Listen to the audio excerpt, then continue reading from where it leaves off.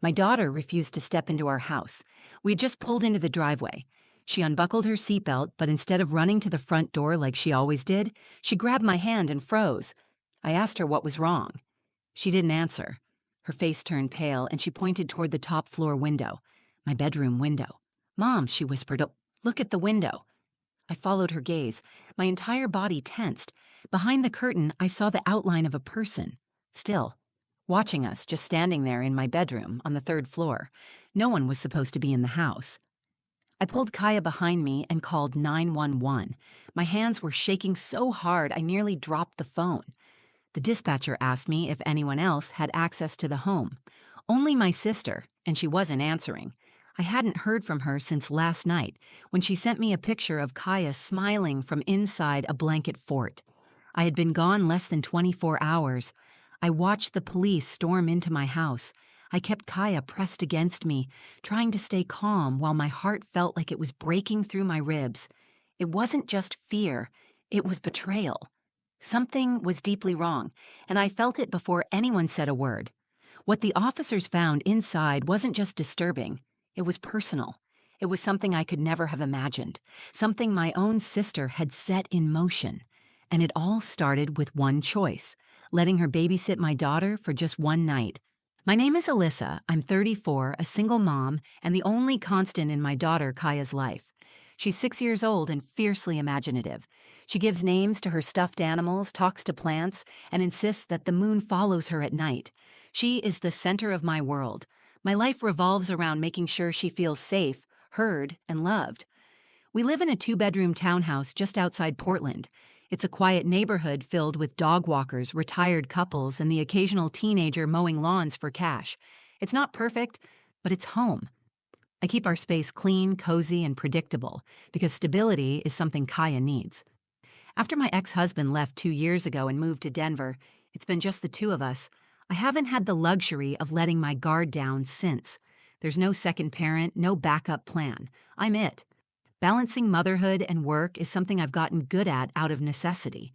I work as a remote marketing consultant, which sounds more flexible than it is. Most days I'm juggling client emails with peanut butter sandwiches and rushing through presentations during nap time or after bedtime. I rarely go out. I don't date. I don't travel. But last week, I had to. My team had landed a high-stakes client, and the final presentation was happening in person, in Seattle. Just one night. That's all they needed me for. One night away, a quick hotel stay, and back the next evening. At first, I said no. I couldn't bear the idea of leaving Kaya. But the job was important. It wasn't just about income. It was about security. The kind of security that keeps the lights on and groceries in the fridge. That's when my younger sister, Rhea, offered to step in.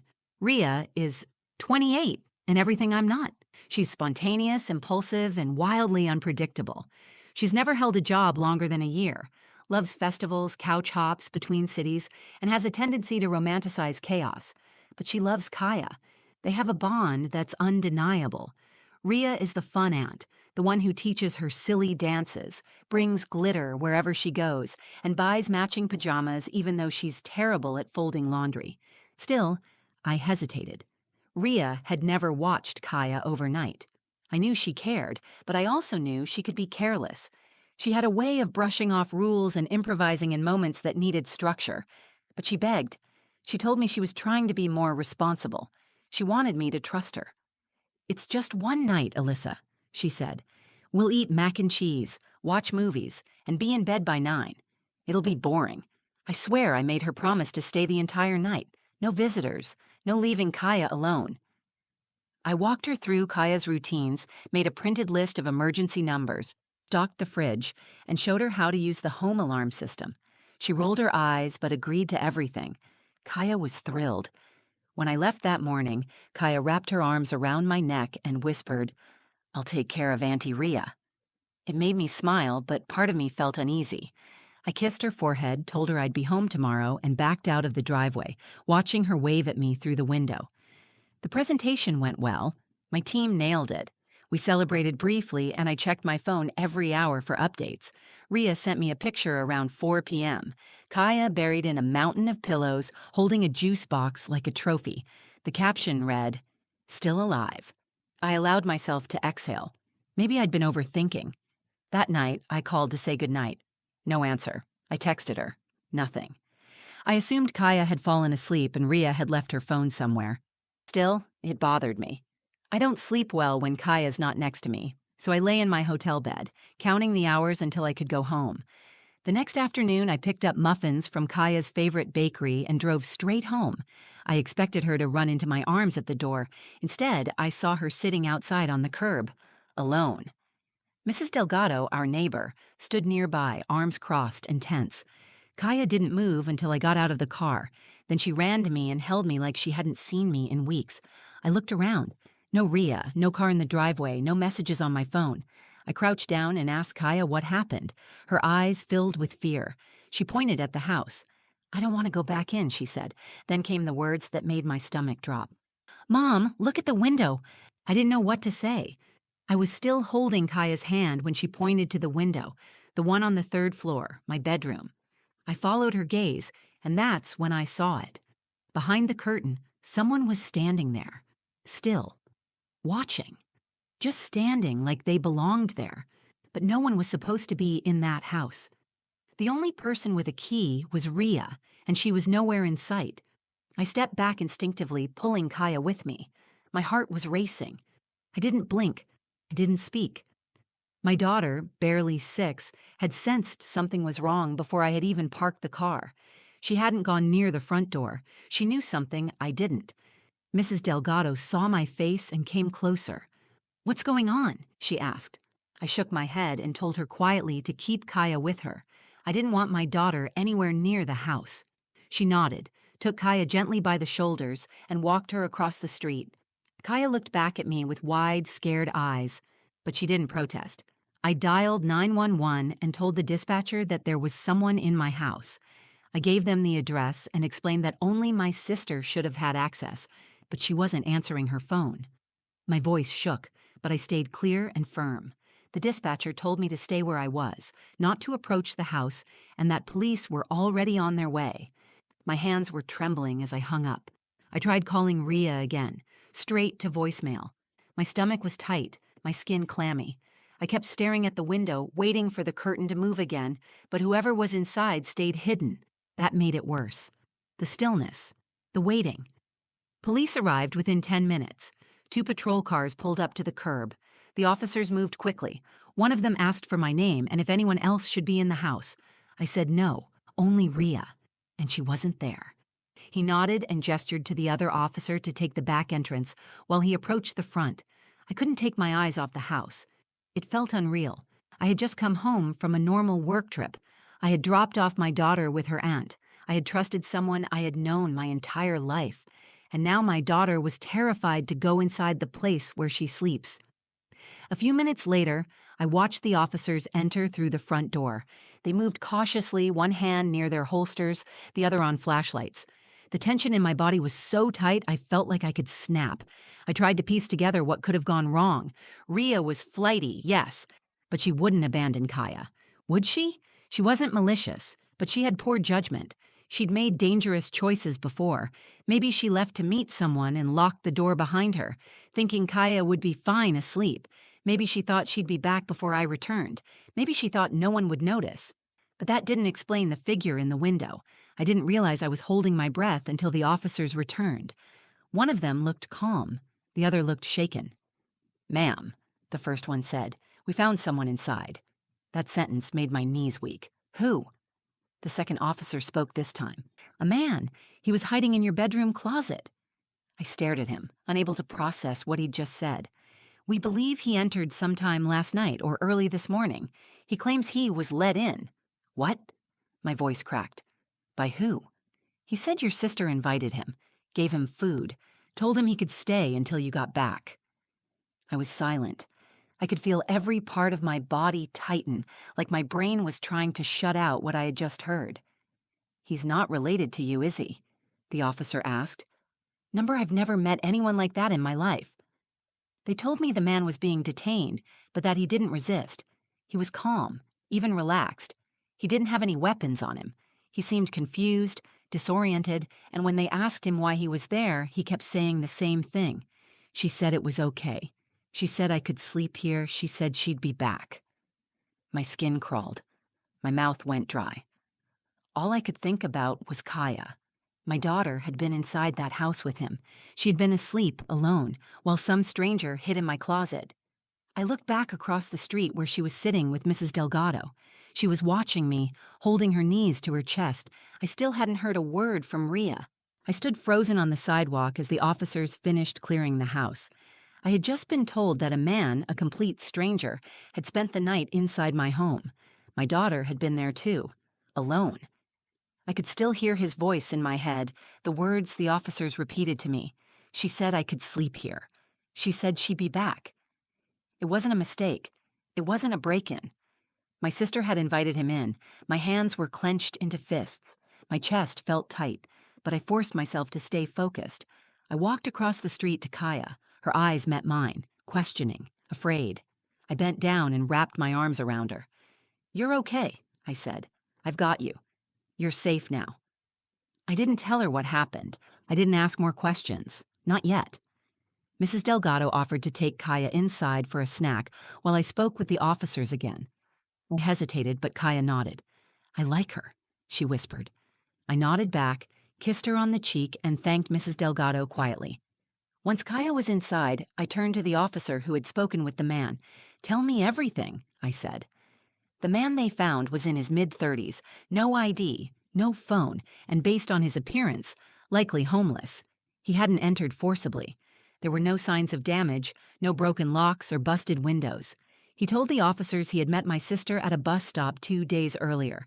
She had brought him food, talked to him, and offered him a place to stay. He claimed she seemed kind, open, and said she wanted to help someone who had nothing. I asked if he had hurt Kaya.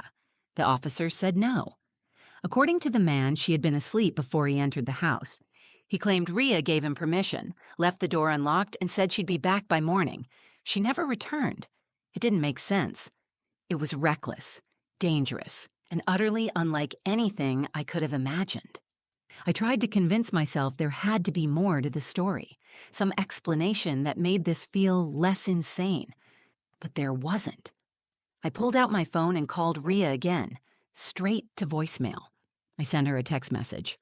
"I know what you did. The police are here. Call me now." I stared at the screen, waiting for the typing bubble. Anything to show that she was still reachable. Nothing. I told the officers I wanted to file a full report. I didn't care if it meant my sister got in trouble. Kaya came first. Her safety came first. Every instinct in me as a mother screamed that what had happened was not just irresponsible, it was unforgivable. They gave me paperwork, a case number, and contact information for follow-up. I answered every question. Yes, Rhea had keys. No, she didn't live with us. Yes, Kaya had been left alone. No, I hadn't authorized anyone else to enter the home. After they left, I brought Kaya back into our house. It didn't feel like home anymore. Every shadow seemed darker, every hallway colder. I checked every room, every closet, every corner, even after the police had cleared it. I changed the bed sheets, washed the towels, opened every window. I couldn't breathe in the air that man had breathed. I couldn't let Kaya see me panic. I made her hot chocolate and sat beside her on the couch. "You did the right thing," I told her. "You told me something was wrong, and you were so brave." She leaned into me and whispered, "He scared me, Mommy. I saw him come down the stairs at night." My throat tightened. "You saw him?" I asked. She nodded, holding my sleeve. "But I stayed really quiet, like you always say. I didn't talk to him. I just waited for you." I held her tighter. She had seen him. She had stayed quiet. She had waited alone. And Rhea had left her there. That night, Rhea finally responded to my texts. She sent a single message. "I didn't mean to scare her. He just needed a place to crash. I thought I'd be back before you got home." I didn't reply. I didn't call her. There was nothing she could say that would undo what had happened. A man she barely knew had been in my home, in my room, while my daughter slept alone. That wasn't a mistake. That was a choice. And I had made mine. Rhea wasn't welcome in our lives anymore. The morning after everything happened, I didn't sleep. I lay next to Kaya in my bed, wide awake, listening to her breathing. Every few minutes I'd glance at the door, half expecting to see movement, even though I knew we were alone. The man was gone. The police had taken him hours ago, but the fear hadn't left. Kaya stirred around 6 and climbed closer to me. Her body was small, her skin warm, her trust still intact. I didn't know how. I had left her in the care of someone I trusted, and she had been failed in the worst way. And still, she curled up next to me like nothing could touch her, like I was the safest place in the world. That made me more determined than ever to protect her. Around 8, Rhea finally called. I let it ring. Then I answered. Her voice was casual, like she didn't understand the weight of what she'd done. Hey, I saw your messages. Look, I know you're mad, but can we just talk before you do something drastic? I didn't yell. I didn't even raise my voice. I wanted her to hear everything clearly. There was a man in my house, I said, in my bedroom, in the closet. My daughter saw him come downstairs in the middle of the night. She was terrified. She sat outside waiting for me because she was too scared to be in her own home. There was a pause, followed by a sigh. I know it sounds bad, but it's not what you think. Then tell me what it is, I said. I met him at a bus stop a few days ago. He said he had nowhere to go. He wasn't creepy, Alyssa. He was just lost. I brought him some food. He seemed sweet. We talked. He said he needed somewhere to sleep, just for one night. And you let him into my house? With Kaya there? I thought she was asleep. I didn't think it would be a big deal. I figured I'd be back before she even woke up. You didn't tell me. You didn't ask me. You didn't even stay. Rhea's voice tightened. I was trying to help someone. You think the world is black and white, but sometimes people just need a chance. This isn't about chances. This is about a 6-year-old girl being left alone with a stranger in the house. You don't get to dress that up as compassion. He didn't hurt her. He could have. Silence followed, and then she said something I will never forget. I just didn't think it was that serious. That broke something in me. I realized she didn't understand, and maybe never would. She had walked away from her responsibility, gambled with a child's safety, and didn't feel the weight of it. That wasn't immaturity. That was recklessness. And it had consequences. I told her not to contact me again.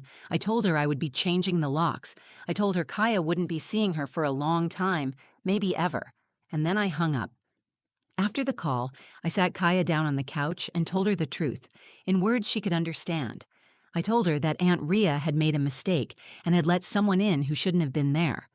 I told her how brave she had been, how proud I was of her for listening to her instincts, and how she had done exactly the right thing. Kaya looked down at her hands. I didn't like him, she said quietly. He smelled like old things, and he didn't blink when he looked at me. I felt a chill move through my chest. She had been alone with him for who knows how long, awake, watching, waiting. Later that day, I met with a locksmith. I replaced every lock in the house. I set up new security cameras, installed door alarms, and slept that night with my phone in one hand and a flashlight in the other. The police told me the man didn't have a record for violence, but he had a history of trespassing and psychiatric evaluations. They believed he hadn't meant harm. That didn't matter to me. Intent wasn't enough. My daughter had been endangered, and the person who allowed it still didn't grasp the full extent of her mistake. That week, I filed a formal no-contact request with the building management. Rhea would no longer be allowed on the property. It felt harsh, but I wasn't taking chances anymore. Kaya still asks about her sometimes. I tell her the truth, that Rhea loves her, but she made a very unsafe choice. I tell her love isn't just about fun and games. It's about showing up. It's about keeping people safe. I thought losing my trust in my sister would be the hardest part. It wasn't. The hardest part was realizing how close I had come to losing something far more important, and that from now on, I would never let guilt or family ties override what I know to be true. When it comes to Kaya, I will never compromise again. Life returned to normal, but nothing felt normal. Kaya and I went back to our routines: breakfast at the kitchen table, walks to school, bedtime stories every night. But a part of me was always listening, always watching. I checked the locks twice before bed. I installed a motion-activated light outside her window. I started keeping the baby monitor on again, even though she hadn't needed it for over a year. She never asked for it, but I could tell Kaya felt the difference. She didn't go into her bedroom for days after it happened. She stayed close to me even when she was playing, like she was waiting for something bad to return. And I stayed close to her, because I couldn't let myself be distant. Not now, not after what she had been forced to process, in silence. I enrolled her in a child therapist's program through her school. It was a quiet room with beanbags, art supplies, and a counselor who knew how to listen without pushing. Kaya didn't say much at first, but when I picked her up after her third session, she looked lighter. That night, she slept in her own bed again. And the night after that, she didn't ask me to leave the hallway light on. I had been carrying a weight, too. Guilt, anger, fear, and the awful question that kept echoing in my head. What if? What if Kaya hadn't been brave enough to wait outside? What if the man in our house had been dangerous? What if I hadn't come home when I did? Those questions didn't have answers, but they had consequences. Ria reached out several times in the following weeks, calls, texts, a handwritten letter left in our mailbox. She apologized in the way people do when they want forgiveness more than they want to understand the damage they've done. She said she missed Kaya. She said she had been going through a hard time and didn't know how to ask for help. She asked me to let her explain, but I had heard enough. I didn't need more words. I needed actions. And Ria's actions had made one thing clear. She had chosen to protect her own comfort instead of Kaya's safety. That was a choice I couldn't look past. I never sent a message back. I don't hate her. I still love her in the way you love someone who shares your blood and your childhood and the memories that shaped you. But love doesn't always earn trust. Trust is something you protect, something you prove.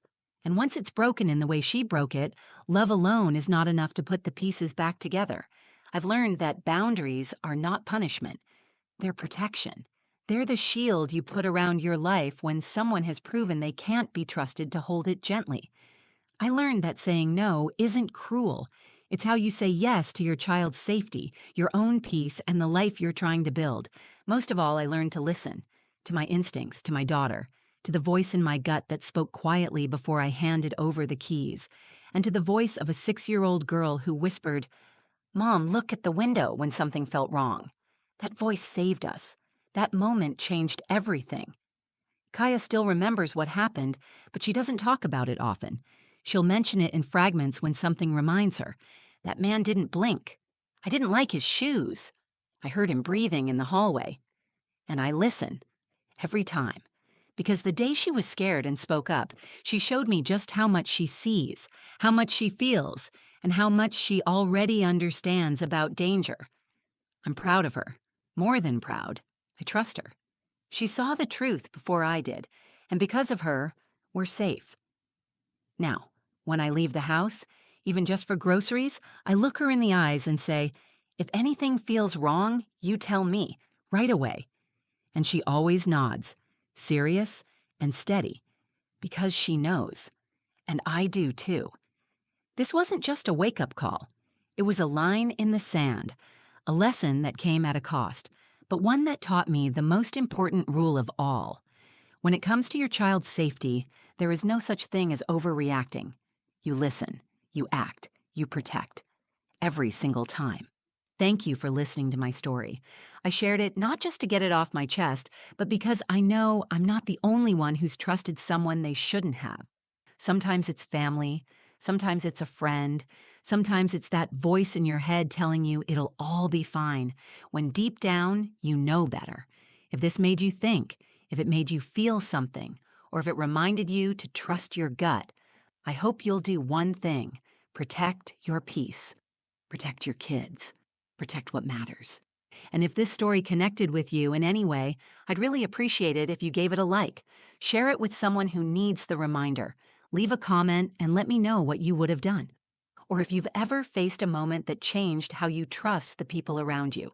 And of course, if you want more real stories like this, ones that don't shy away from the hard parts, hit that subscribe button. There's more to come.